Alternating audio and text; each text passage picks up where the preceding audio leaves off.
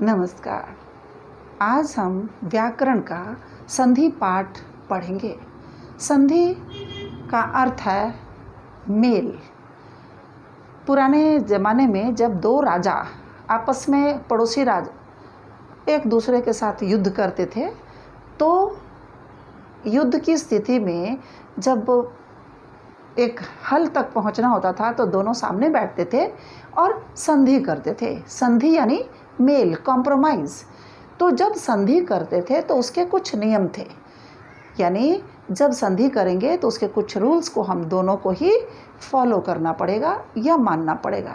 उसी तरह हिंदी भाषा में भी वर्णों के मेल से शब्दों का गठन होता है।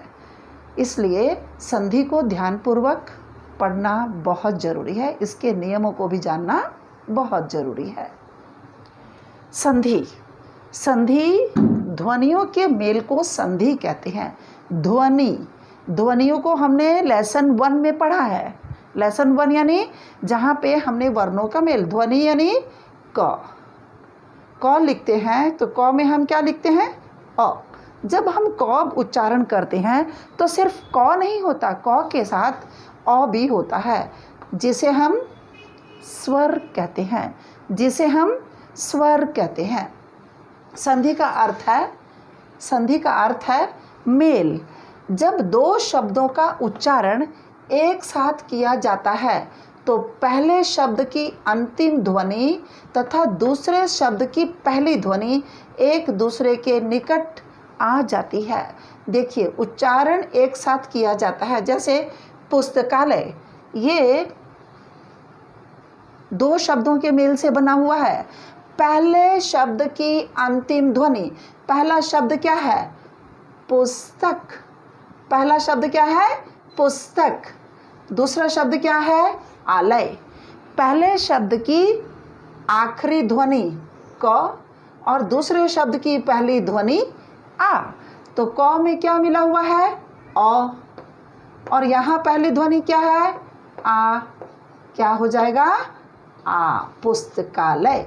इसीलिए इसका अ और ये आ मिलकर अ की मात्रा में परिवर्तित हो गए, तो पुस्तक से क्या बन गया? पुस्तकालय। फिर से देखिए, जब दो शब्दों का उच्चारण एक साथ किया जाता है, पुस्तकालय, पुस्तक का अर्थ है बुक्स, आलय माने घर, पुस्तकों का घर। जब हम इसका उच्चारण करते हैं, दो शब्दों का उच्चारण करते हैं, तब पहले शब्द की अंतिम ध्वनि यानी पुस्तक, पुस्तकालय शब्द को लिया है, पुस्तक का क में क्या है? अ स्वर मिला हुआ है, और दूसरे शब्द की पहली ध्वनि, देखिए, तथा दूसरे शब्द की पहली ध्वनि एक दूसरे के निकट आ जाते हैं, तो ये अ, क में अ और ये आ दोनों मिलके क्या बन गए? आ। इसलिए ये हो गया पुस्तकालय। ये आ कहाँ आ गया? यहाँ, पुस्तकालय। सेकंड पॉइंट, जिससे ध्वनियों के उच्चारण में कुछ परिवर्तन आ जाता है। यहाँ हमें पता है, सीधा सा हमें यहाँ पता है अ की मात्रा लगी हुई है, इसलिए हमें इसका ध्यान रखना है कि ये अ की मात्रा आई कहाँ से, इसको यहाँ लाया कैसे गया है। अब देखिए, सूर्यास्त, दूसरा शब्द है सूर्यास्त। सूर्य जोड़ अस्त, यहाँ इसको अलग किया। पहला शब्द है सूर्य, दूसरा है अस्त, यानी सूर्य का अस्त होना या छिप जाना। तो सूर्य में क्या आया? य में अ, आखिरी ध्वनि अ सुन रही है, और ये अ, ये दोनों ध्वनियों को हम जोड़ेंगे तो दोनों मिला के क्या हो गया? आ। तो यहाँ ये परिवर्तन आया, ये हो गया सूर्यास्त। पहली ध्वनि का आखिरी वर्ण और दूसरे शब्द का पहला वर्ण मिलके परिवर्तित हो गया आ के रूप में। अब देखिए अगला पॉइंट, जिसमें ध्वनियों के उच्चारण में कुछ परिवर्तन आ जाता है। ध्वनियों के निकट होने पर इनमें मेल के कारण एक नया रूप धारण कर लेती है, तब संधि मानी जाती है। अब यहाँ पे हमने पढ़ा सूर्यास्त, तो सूर्य और यहाँ जोड़ दिया अस्त। यहाँ आ गया अ, यहाँ आ गया अ, दोनों मिलके हो गए आ। अब ध्वनियों के निकट होने पर, ये दोनों निकट होने पर इसमें एक नया रूप धारण कर लिया, वो हो गया सूर्यास्त। तो ये है संधि। अब ये इनकी संधि मानी जाती है। संधि करते समय इनमें परिवर्तन आया है, यहाँ परिवर्तन आ गया। और संधि करते समय याद रखें कि ये शब्द का अर्थ होना जरूरी है, इसका अपना अर्थ होना जरूरी है। अब ध्वनि में हमें स्वर और व्यंजन को अच्छी तरह से समझना है। अब देखिए यहाँ पे चराचर,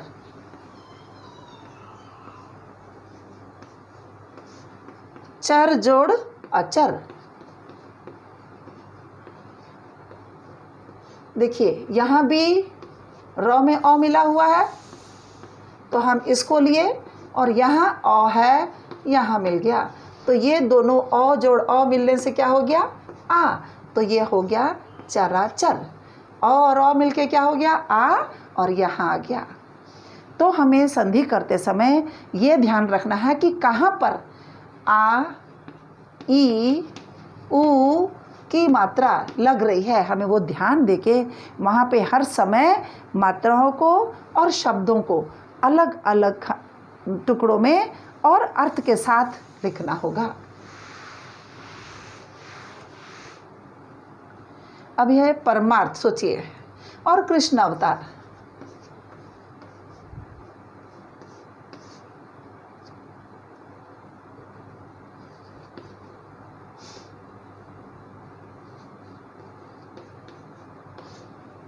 कृष्ण जोड़ अवतार, यहाँ कृष्ण अवतार, ये अ गलत है, इसको हमने क्या किया है, अ को उतार लिया है। अवतार, व में अ है, यहाँ भी अ है, तो क्या हुआ आ, ये हो गया कृष्ण अवतार। क्या हो गया कृष्ण अवतार, ये इसमें जुड़ जाएगा।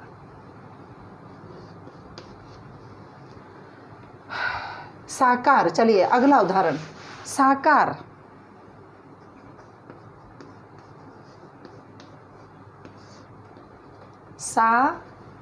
सा यानी साथ में आकार, जिसका शेप हो, कार।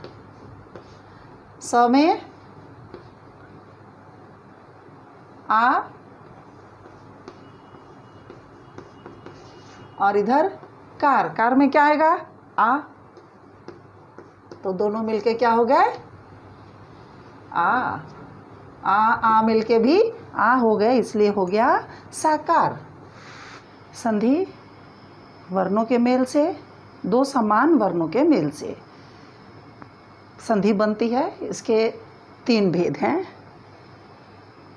स्वर संधि, व्यंजन संधि और विसर्ग संधि। हमने दूसरे पाठ में वर्ण विचार में हमने क्लियरली पढ़ा है कि स्वर वर्ण क्या है, व्यंजन वर्ण क्या है। अभी स्वर संधि पढ़ने के लिए हम वापस स्वर को एक बार फिर से समझ लें। 2 स्वर वर्णों के मेल से विकार यानी परिवर्तन, 2 स्वर वर्णों के मेल से विकार उत्पन्न हो, उसे स्वर संधि कहते हैं।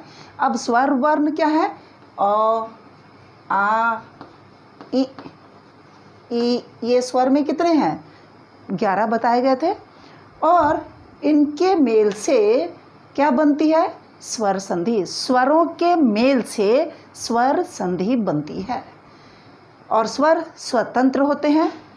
यह व्यंजन के साथ लगकर बोली जाती है, यानी जो भी स्वरों की मात्राएं परिवर्तित होती हैं या ध्वनि निकलती है, स्वरों के साथ व्यंजनों के साथ लगकर स्वरों का उच्चारण होता है। जिस तरह सूर्यास्त, सूर्य जोड़ अस्त। अब यहाँ पर अ है और यहाँ अ, ये वाला अ, ये दोनों मिलके आ का रूप ले लिए हैं, इसलिए यहाँ आ की मात्रा यानी दोनों स्वरों के मेल से मात्रा बनी है। दीर्घ संधि, इसके संधि के आगे फिर 5 भेद है। स्वर संधि के 5 भेद हैं। क्या? दीर्घ संधि, वृद्धि संधि, आयादि संधि, गुण संधि और यण संधि। इसलिए हमें यहाँ पर फिर से स्वरों के बारे जानना बहुत ज़रूरी है। इसलिए स्वर और व्यंजन की जानकारी अच्छी तरह से होनी चाहिए। पहला भेद, स्वर संधि का पहला भेद दीर्घ संधि। दीर्घ यानी बड़ा, ये पहले भी बताया गया है। शब्दों के बीच में यदि ई, उ, उ, री आए तो दीर्घ स्वर बनते हैं, जिनके उच्चारण में 2 गुना समय लगता है। हमने व्यंजन का उदाहरण पढ़ा था। अब उसके पहले दीर्घ स्वर आ गए हैं। दीर्घ स्वर यानी हर्ष स्वर है, जिसको उच्चारण करते समय 1 गुना समय लगे, वो 4 है। अ, इ, उ, री। हर्ष स्वर 4 हैं और दीर्घ स्वर 7।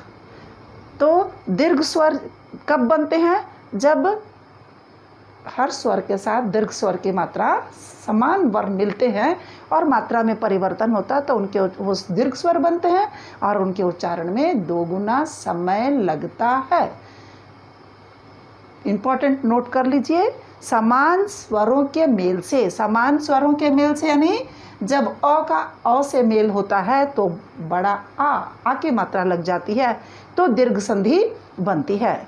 सेकंड पॉइंट है, हर स्वर या दीर्घ स्वर अ, ई, उ के बाद आता है और हर्ष स्वर या दीर्घ स्वर अ, ई, उ आए तो वो दीर्घ स्वर में बदल जाता है। यानी एक वर्ण लिखते समय यदि उसके अंत में अ, ई, उ आए और दूसरे वर्ण के पहले अ, ई, उ आए तो क्या बन जाएगा? दीर्घ स्वर की मात्रा में परिवर्तित हो जाएगा। अब देखिए, मैंने आसान तरीका बता दिया है। यदि यहाँ आपको कुछ लग रहा है कि नहीं, क्लियर नहीं है, तो यहाँ क्या कीजिए, अ, आ, ई, आ को एक ग्रुप ए में डाल दीजिए, ई, उ, री को बी ग्रुप में डाल दीजिए, ए, ऐ, ओ, औ को सी ग्रुप में डाल दिया। अब देखिए, ये दोनों यदि मिलते हैं तो क्या हो जाते हैं? आ। किसी वर्ण के, यहाँ दे रही हूँ, किसी वर्ण के अंत में अ आया और दूसरे वर्ण के आरंभ में आ आया तो दीर्घ बन जाएगा आ। छोटी बड़ी ई मिलके दीर्घ ई मिल जाएगी, बन जाएगी। उ मिलके बड़ा उ, री मिलके रौ का वर्णन किया जाता है या उस तरह लिखा जाता है। इस तरह यदि हम इसको समझ लें तो जब हम वर्णों का विच्छेद करें या फिर संधि का विच्छेद करें, हमारी स्पेलिंग, हमारी वर्तनी कभी अशुद्ध नहीं होगी। कहीं गलत भी लिखा होगा तो फट से जान जाओगे कि यहाँ ये अशुद्धि है, यहाँ मात्रा परिवर्तन होनी चाहिए, यहाँ हर्ष नहीं, यहाँ दीर्घ ई होनी चाहिए। इसी तरह उदाहरण में देखिए, समय अभाव आपको परीक्षा में मैंने दिया है, परीक्षा पत्र में समय अभाव दिया है। इमीडिएटली आपके मन में आना चाहिए, ओह आ की मात्रा, सर्कल करोगे, अ जोड़ अ, आ होता है। यानी अ और आया शब्द के आरंभ में देखिए समय, तो यहाँ क्या है? अ और यहाँ क्या है? अ। दोनों अ मिलके ग्रुप ए में क्या दिया है? आ। तो एकदम आराम से तुम लोग क्या लिखोगे? समय अभाव का शब्द दिया है और दिया है इस संधि का भेद लिखिए। तो समय अभाव का संधि विच्छेद करेंगे, समय जोड़ अभाव और भेद लिखेंगे स्वर संधि यानी दीर्घ संधि। यदि परीक्षा में आपको शिक्षार्थी शब्द दिया गया है, इसका संधि विच्छेद करके भेद बताइए। शिक्षार्थी, फटाफट सोचो, शिक्षा आ की मात्रा अ जोड़ अ आ, तो यहाँ क्या होगा? शिक्षा जोड़ अर्थी शिक्षार्थी, दीर्घ संधि। फिर आया गोल आकार, गोल जोड़ आकार, इसमें क्या है? अ छुपा हुआ है, यहाँ आ है और आ मिलके क्या हो गया? आ, तो हो गया गोलाकार। फिर से ध्यान दें, जब दीर्घ संधि बनती है शब्दों के बीच में, यदि ई, उ, री आए तो दीर्घ संधि बनती है, दीर्घ स्वर बनते हैं। दीर्घ यानी बड़े, प्रोनाउंसिएशन में जिसमें 2 गुना समय लगता है उसे दीर्घ व्यंजन स्वर कहते हैं। समान स्वरों के मेल से दीर्घ संधि बनती है। जब अ के साथ अ मिले तो आ, ई के साथ ई मिले तो ई दीर्घ ई, उ के साथ उ मिले तो दीर्घ उ बनता है।